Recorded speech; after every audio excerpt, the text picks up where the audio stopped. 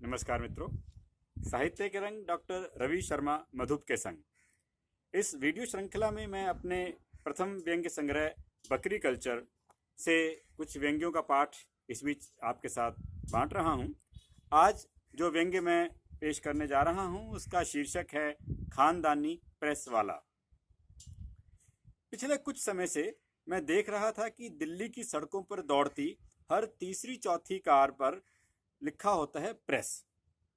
मैं दिल्ली में समाचार पत्रों तथा पत्रिकाओं की बढ़ती संख्या से खुश भी था और हैरान भी। पत्रकारों की बढ़ती समृद्धि से मुझे ईर्ष्या होने लगी। इसी बीच मेरे पड़ोसी राम लुभाया ने कार खरीद ली और मेरे घर मिठाई देने आया। मैंने मुबारकबाद दी। कल जब मैंने पहली बार उसकी कार देखी तो मैं हैरान हुआ। आप सोचेंगे कार देखने पर हैरानी क्यों? बात दरअसल यूं हुई कि उसने कार पर अगले तथा पिछले शीशे पर लाल रंग से मोटा मोटा प्रेस शब्द लिखा हुआ था। मैंने राम लुभाया का पारिवारिक इतिहास उल्टा पुल्टा। पता चला कि उसने तो क्या, उसके बाप दादा ने कभी किसी अखबार या पत्र पत्रिका में नौकरी नहीं की थी। अजी नौकरी को छोड़िए, राम लुभाया तो कभी अखबार या पत्रिका पढ़ता तक नहीं। कार पर लिखा प्रेस शब्द मेरे लिए अबूझ पहेली बन गया। जितना सोचो उतना उलझता जाए। सब ओर से थक हार कर मैंने राम लुभाया से ही पूछने का निश्चय कर लिया। मैंने पूछा, भाई राम लुभाया, तुम्हारी कार तो बहुत सुंदर है, परंतु उस पर लिखे प्रेस शब्द का अर्थ मुझे समझ नहीं आया, क्योंकि तुम ना तो कभी किसी अखबार में संपादक या संवाददाता बने, ना किसी पत्रिका के लिए काम किया, फिर यह प्रेस शब्द क्यों लिखवा लिया?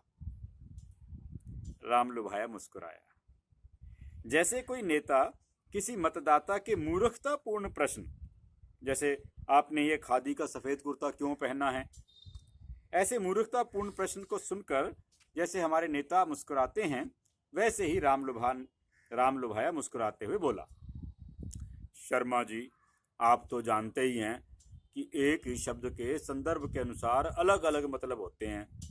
ऐसा ही शब्द है प्रेस। आपने देखा होगा कि आजकल हर तीसरी चौथी गाड़ी पर प्रेस लिखा होता है। क्या आपने कभी सोचा है कि ऐसा क्यों? मैं कुछ बोलूं उससे पहले ही राम लुभाया ने अपनी बात आगे बढ़ा दी। बात यह है कि प्रेस शब्द अपने आप में बड़ा रौबदार जानदार शब्द है। इसका तो अर्थ ही है दबाना। हर कोई प्रेस से दबता है, हर कोई प्रेस से डरता है। पुलिस वाला अव्वल तो प्रेस लिखी गाड़ी को रोकता ही नहीं। अगर हिम्मत करके रोक भी ले तो चालान काटने से पहले 10 बार सोचेगा कि प्रेस वाले का चालान काटूं कि ना काटूं। कहीं मेरे या मेरे विभाग के खिलाफ इसने कुछ उल्टा पुल्टा लिख दिया तो जवाब देना भारी पड़ जाएगा। इसी तरह जहां नो पार्किंग लिखी हो, वहां प्रवेश निषेध लिखा हो, उस जगह पर आप प्रेस लिखी गाड़ी धड़धड़ाती हुई चली जाती है। मुझे इस प्रेस पुराण में कोई रस नहीं आ रहा था, क्योंकि यह सब तो मुझे मालूम ही था।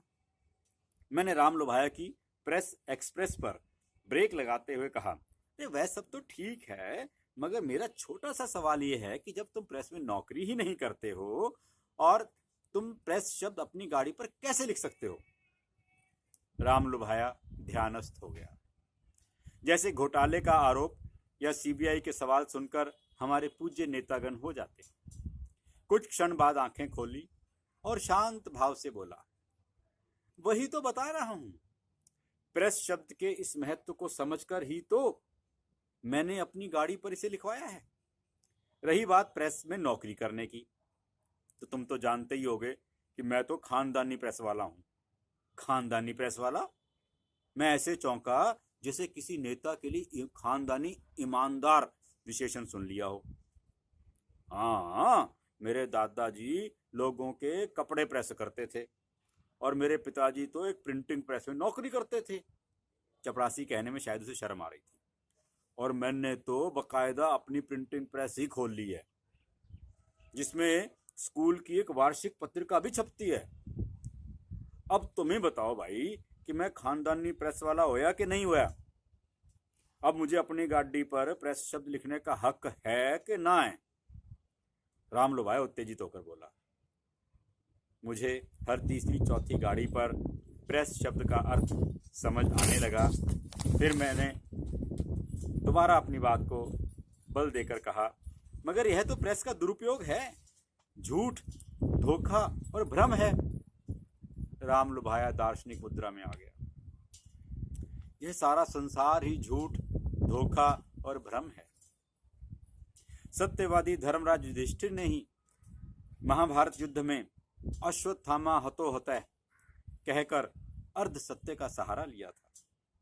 इस कलयुग में दुरुपयोग ही सदुपयोग है, अधर्म ही धर्म है, नकली ही असली है, झूठ ही सच है।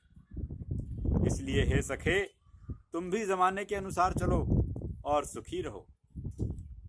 राम लुभाया की बातों ने मेरे अज्ञान और भ्रम के पर्दे को उसी प्रकार हटा दिया जैसे कुरुक्षेत्र में श्री कृष्ण ने अर्जुन का। राम लुभाया की ये बातें मेरे मन मस्तिष्क पर छा गई और अगले ही दिन सड़कों पर एक और प्रेस लिखी गाड़ी आ गई। धन्यवाद, नमस्कार। ये व्यंग्य कैसा लगा जरूर बताइएगा। तब तक के लिए नमस्कार, फिर मिलेंगे।